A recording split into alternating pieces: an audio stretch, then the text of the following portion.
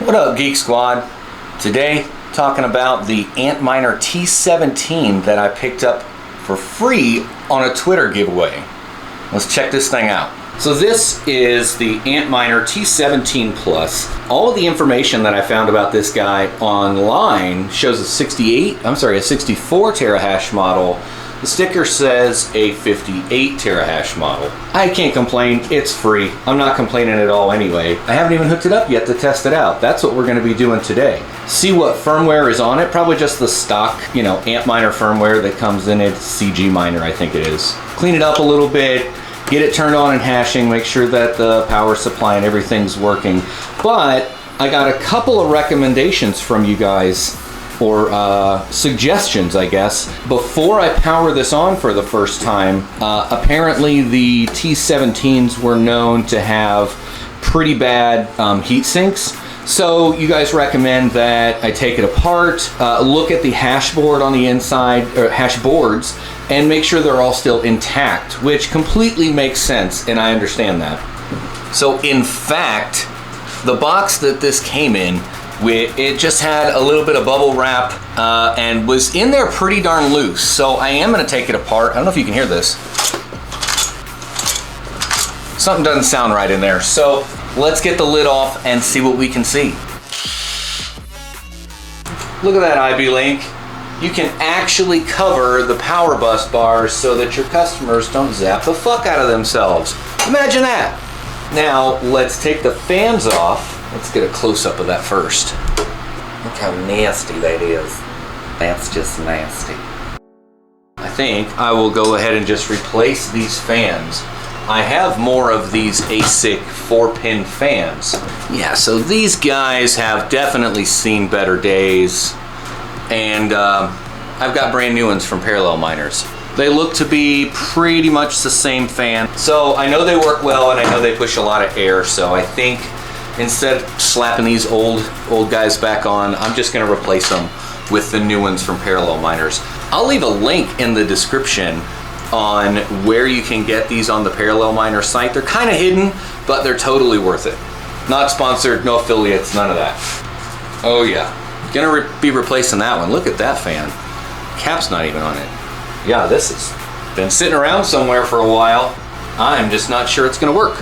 And please tell me if I'm taking this apart, if I'm like doing this the hard way, going about this wrong, there's a better way to do this, please tell me, because I don't know, I've never done it.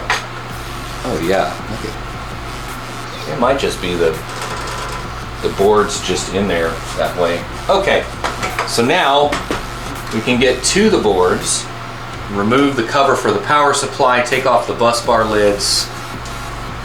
Yeah. This is a little more in depth than I thought it would be. So I'm gonna go ahead and work on this a little bit more, and we'll be back in 3, 2.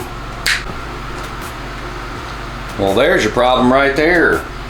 And look at that. All of these, every one of these heat sinks, a couple of these too, all came off the board, off the chips, and are just floating in there. So don't think I have the tools to fix that currently. I might have to send it somewhere to get it fixed, and I don't know if it's worth doing that. Yeah, we may just end the video right here. We may not. We'll fucking see. Damn, that sucks. All right, so I got the machine the rest of the way apart, and one hash board is perfectly fine. It's dirty, but that's to be expected. They've been down in the mines working, right? These two boards, one of this almost an entire row of these heat sinks just aren't attached. They completely came off on, and you can kind of see, let's see if I can get it. You can kind of see this, yes, you can see the circuitry there, the solder point where it came off, and the other board's got a couple of them that came off as well. So let's see what I can find out. I'm going to reach out to the guys over at Rig List as well and let them know. This is not the video I was expecting to make today. Shit happens. I'm just going to put this back together and just put it away now. So I reached out to to the people at Riglist's Twitter account, which is where I won this from. They said they're looking into it, basically. So we'll see what comes of that, if anything. I don't know. You know, you can kind of see that it's still got solder on there and on the points, but then I found this one that has the ASIC chip that ripped off with it, and yeah, there's nothing I can do about that. I don't have any of the right tools or equipment to repair this myself, so I'm just going to put it back together best that I can and put it in the box that it came in, which pretty sure this was the problem in the first place. So this is how it arrived and all that was with it. I mean, the ASIC was sitting in here. This was kind of wrapped around it on one side, and like, I don't know, it was moving around in the box when I opened it. So it was probably damaged in shipping, unfortunately. So yeah, so till then, something, I don't fucking know. I'm bad at transitions. Eventually. You know, I debated even making this video. I was just gonna chalk it up as a loss and move on, you know? So it's been a week, exactly a week, since I took delivery of the ASIC that I won on Twitter from Rigslist. We had Tuesday, I reached out to them and sent them the pictures of, you know, everything here. Said, did you guys know it was broken? Did you test it before you shipped it? Whatever. They said, was told it was tested and even had a hash report.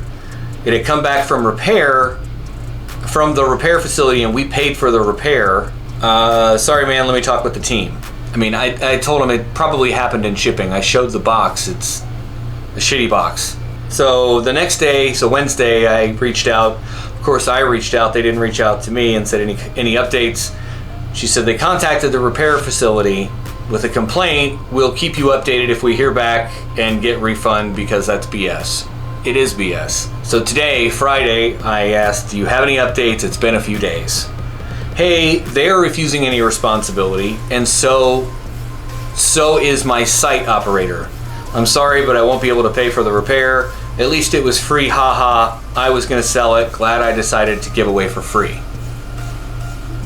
Really? My reply was, understood. Please disregard my request to partner up for any future review videos. I am no longer interested in working with Riglist.com. And I'm not, because that's not how you do business. That's not good customer service. Yeah, I didn't pay for it, and maybe I'm being a whiny little bitch. I won a giveaway on Twitter, made a big deal about it, received it, and it's fucking broken. It's not just a little broken, it's really fucking broken. And it's not something that I could like duct tape back together. No, you need special tools to fix this shit. You know, I own a small business, and every company I've ever worked for, worked with, run in some manner or another, I run it like I own it, because that's good business. That's what you do. They're not doing anything to make this right. In my opinion, that's bullshit. I don't know if you want to do business with a company that acts that way either. At least it was free, haha, fuck you. I don't know, that's ridiculous. I don't know what I want to do with it yet. I'll probably end up selling it for parts on eBay for a couple $100. Take that money and put it towards an S19. It's very, very disappointing to see that.